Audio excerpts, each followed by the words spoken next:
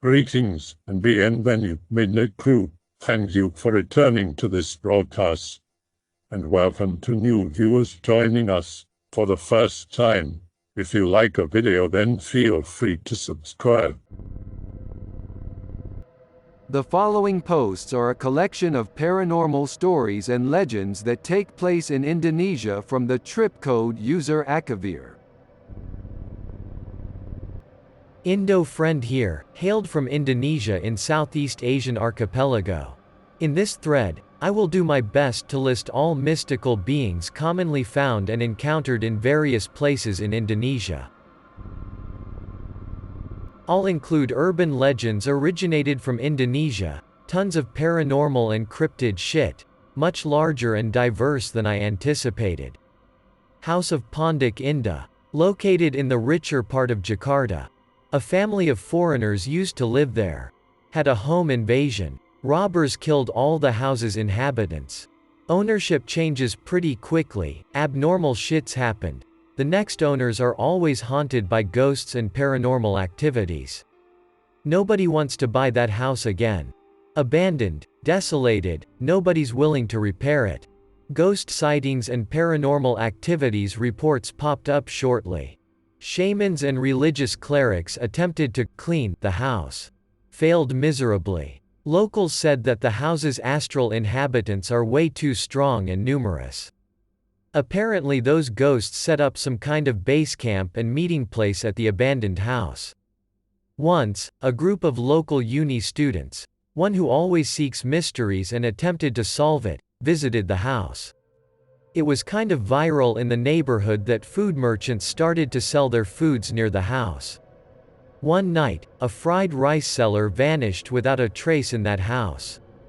A neighbor claims that he saw a woman come from the abandoned house and asked the food merchant to deliver foods into the house, thinking that the woman was part of the students' group. Another neighbor claims that he saw the fried rice seller was strangled by a huge ass snake popped up from the ground and dragging him underground. The whole vanished shortly after. This incident makes the house's story go viral and well known in the entire country. Few B-class horror movies were inspired by it. Recently, the house was torn down, and the recent owner sold the entire property to a fresh grad dude for $3. It used to be like $500. Years of scary shits and legends decreased its land value to $3. It's been torn down and fenced. The new owner will probably build a new house there. Saidah Tower, located in the metropolitan area of Jakarta. Opened in 1998. 28-floor building. Used as an office building of some sort. Weird shits and rumors circulated shortly after. The building's elevator was way too slow. The psychist said it was because lots of astral dudes occupied it. A security guard encountered a mysterious woman during midnight shift. Thinking she took overtime work of some sort. Took the elevator together, suddenly stopped at floor 14. Suddenly the mysterious woman disappears. Startled as fuck, he took the emergency stairs way back to ground floor. Sightings of a woman wearing a red dress on the third floor is common with the security guards. The building closed in 2007, until now. Has become popular sites for various local paranormal reality shows. Has a movie inspired by it, and actually does the filming at the abandoned tower.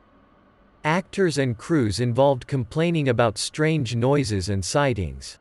Locals claimed that the tower was abandoned because it's on the brink of collapse. Some others claimed that the tower was built on top of an old cemetery. Whatever that is, every time I passed through the tower, especially at night, that place always gave me creeps and dread. B 1967. B Northern Borneo. Indonesian army commences military operation against northern Borneo communist guerrillas deep in the jungle. Local tribes willingly to help the army. The commies murdered local tribesmen as revenge. Local tribes declared war on the communists. The army enlists the help of local tribes. Local tribes' elders from the entire Borneo gather and perform a very sacred ritual that is basically a call for able male tribesmen to take up arms and asking their gods and ancestors to help them in the upcoming war. Tribesmen mobilized to war against Kami guerrillas. Local Chinese ethnics identified as culprit and communist collaborators. Huge exodus of local Chinese to Borneo's coastal cities. Deep in the jungle, local tribesmen using their powerful magic to pinpoint and hunt down Kamis and culling them using magic-controlled floating mandao machete. The warriors and elders had ability to be invisible, able to strike literally undetected until the very last millisecond and vanish into thin air after they strike at the enemy, always resulting in a decapitated enemy head. At the same time, the army shooting out Kami guerrillas alongside the local tribesmen, huge success. In 1972 all operations ceased. President Suharto acknowledged the tribesmen elders as heroes in the war for their deeds in mobilizing the local tribesmen using their very sacred magic and rituals. The very sacred magic also involves asking help from ancestor spirits to help the tribesmen in combat. Suharto also acknowledged the usage of magic during the war. The army officially adopted Borneo magic to help them in combat until now. The ritual and the magic is the pride of the army division stationed in Borneo during the war. This is the war where paranormal and mystical things are a norm. The face when Paranormal War. The Spec Ops allegedly using remote viewing, remote sensing aka astral projection as a method of reconnaissance. The Army's martial art is based on energy and chakra management. There's still teens who are accustomed to using fireball ghosts as a ball for football games. Deep down in Borneo, the native tribes have powerful magic that could literally steal your dick and balls and place it in a jar, even when you're thousands of kilometers away. Also deep down in Borneo there's a certain elixir that could bring dead people back to life. During ethnic riots in Borneo, the native tribes used black magic and self-guided flying machetes to hunt down their enemy. Media blackouts reported only dozens of dead, but literally the grunts picking up dead bodies and decapitated heads every morning and the firefighters cleaning up blood on the streets with their fire engines. Our founding father is a nerd and loves fiddling around with paranormal things or such.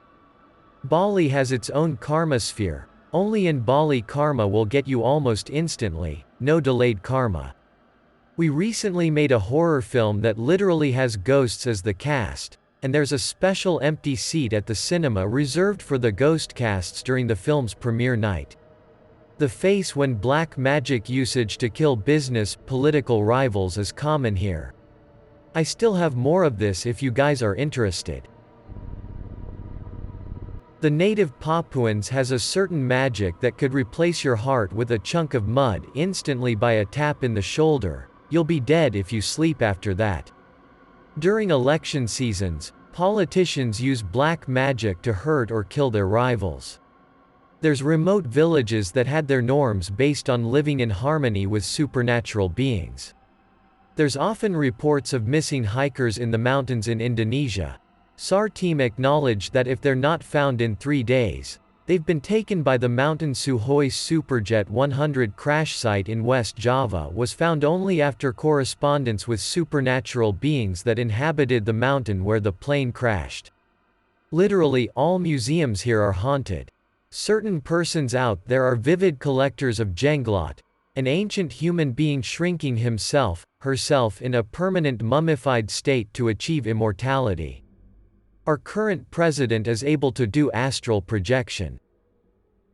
There's collectors of Karis, a native Javanese curved blade that has been embedded with supernatural powers, supernatural beings. Pick related.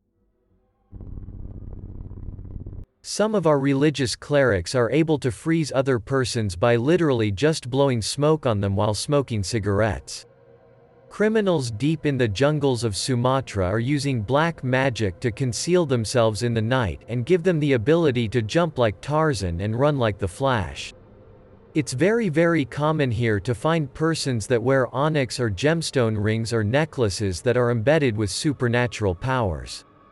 It's often mandatory here to negotiate with supernatural beings when commencing a construction project in the forests, river, mountains to ensure that every involved parties, both human and astral beings, reach an agreement and understand the terms and conditions in building new structures there.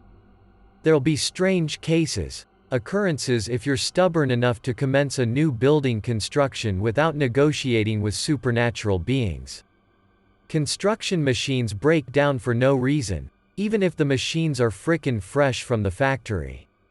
Strange working accidents, such as being hit by moving vehicles that supposedly have its parking brakes on. Construction workers fell ill for absolutely no reason, or fell into a trance state as they were possessed by supernatural beings. All gone when contractors with local oracles held negotiations with supernatural beings and reached agreement after some animal sacrifices as fine for trespassing their turf without negotiation first. Suharto is the most ex-president we ever had. Has a huge collection of mystical charis. Known for doing ancient Javanese rituals. Rumors of him personally meeting the mythical queen of the southern Java Sea. Rumors of him doing meditation and ancient rituals deep in the mountains in Java that are known for high paranormal activities. Rumors of his wife, our former First Lady, as his token of luck. Kinda proven when she died in 1996. Suharto's influence gradually diminished and the country plunged into chaos. Anything about Bali or Lombok? In Bali. Bali has its own karma sphere. If you commit something, whether it's good or bad deeds, you'll get the same very soon at the same day, no delayed karma in Bali. Leek is Bali's most famous mythical being. Leek means to heal in Bali's ancient tongues. Some people abused Leek for harming others, although the core purpose of Leek is healing others. You'll find offerings for mythical beings literally almost everywhere in Bali. If you're intentionally disturbing the offerings, mocking it, karma is waiting for you on the same day. Indo friend here, let me share mythical beings native to my homeland. Balum. Mythical beings natives to Aceh region in northern Sumatra, Indonesia. Make rivers their nests and base camp. Always appears as red rugs floating on the river's surface. In 2009, 3 kids drowned in a river in Aceh. Local townsfolk search for hours, to no avail. The local oracle states that they were kidnapped by Balums. He also states that they, Balums, are afraid of gunshots. Cops arrived, bringing Kalashnikovs with them. Literally shoots 7.62 mm bullets into the river, near the site the kids goes missing. 2 hours later, their bodies were found almost simultaneously. There's this native tribe in Borneo Island called Dayak Tribe, decent and noble people but notoriously brutal when cornered or attacked by foreigners. You guys probably have heard about Sampit chaos back in 2000s at least once. Basically a war between Dayak natives and a certain foreign tribe from another island. Dayak shamans employed magics only known to their fellow tribesmen. Police and army personnel reported floating machetes sent by Dayak shamans autonomously seeking out their blood enemy. That's certain foreign tribesmen.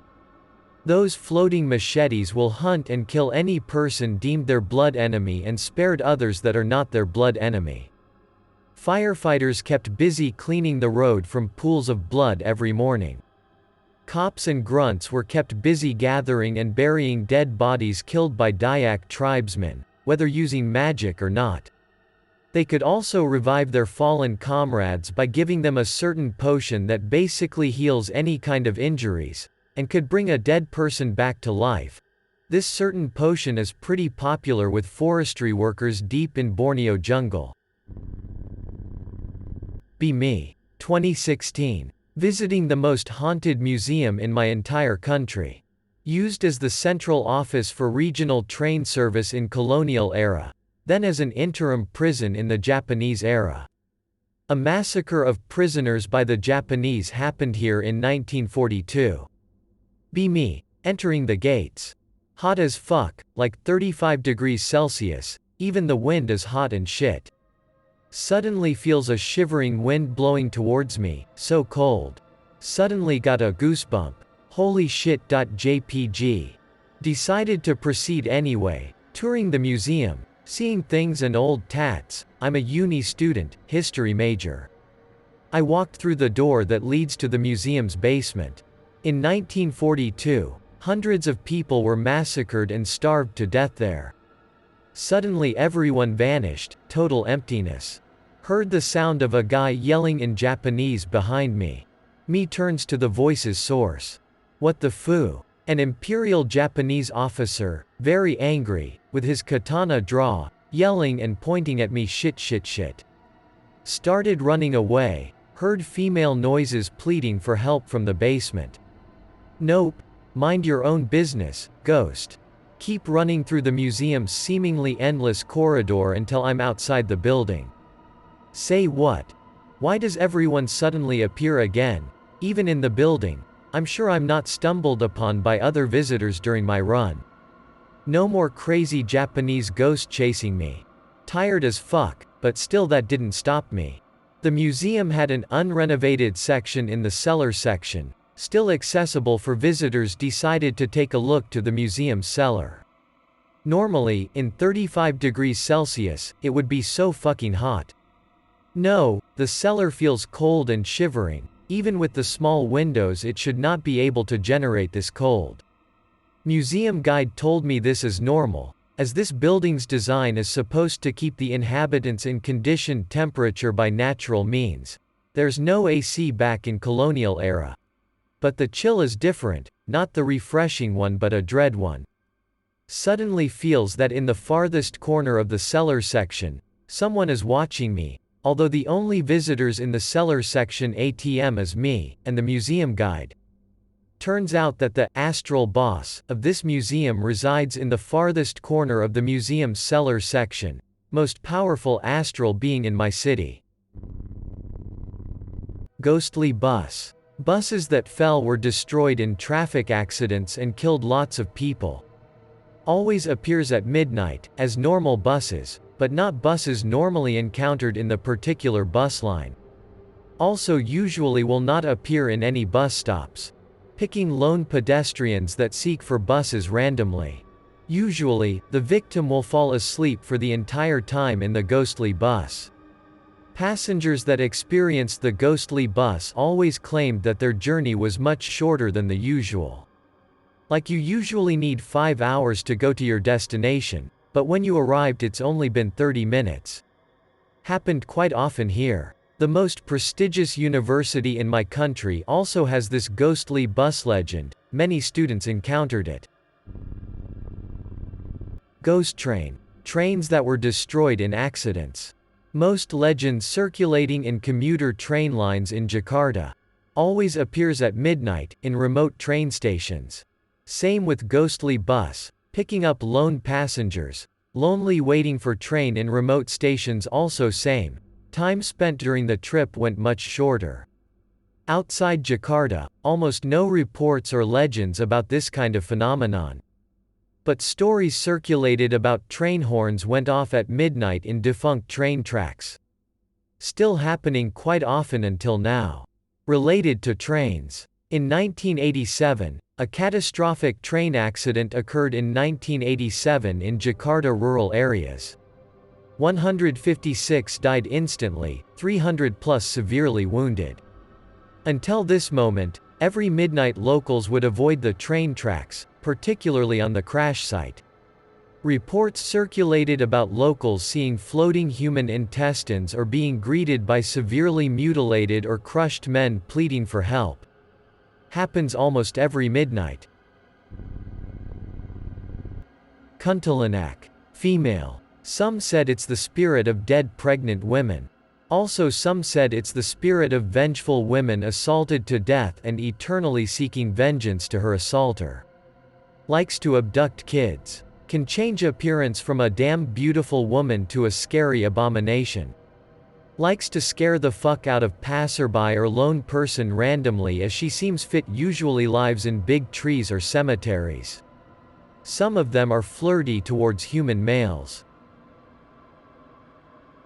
Hantu Bangkek, hunchback ghost. Unproportioned hands. Left hand stronger and more jacked than strongest bodybuilder athletes. Right hand has a longer length but is far more weaker. Lives in secluded rivers, sometimes luring humans to their death by drowning them. Then proceed to eat the human's life force through the victim's fontanelle. Legends say chicken eggs could scare the shit out of him. Banu. Lives at rivers. Mostly harmless. Occasionally prank random dude, women who near the river where it resides by scaring the ass out of them. Kisset. Harmless. Native in a particular town on the southern coast of Java. Seeks out lone wanderers that come into that town. Appears as the lone wanderer's acquaintances or friend. To the others, they will see the lone wanderer as accompanied with a black silhouette. And to the town's natives, it's completely normal, they've gotten used to the Kisset's presence. Yogya Department Store, Jakarta. 1998. Riots everywhere. American riots are nothing compared to this. Rioters cornered some folks in this building. Lock it up. Trapped inside. Rioters burned down the building with everyone inside. 400 charred corpses were found shortly after. If you're fucking around this department store at night, if you're lucky you'll be greeted by charred human or mutilated man pleading for help.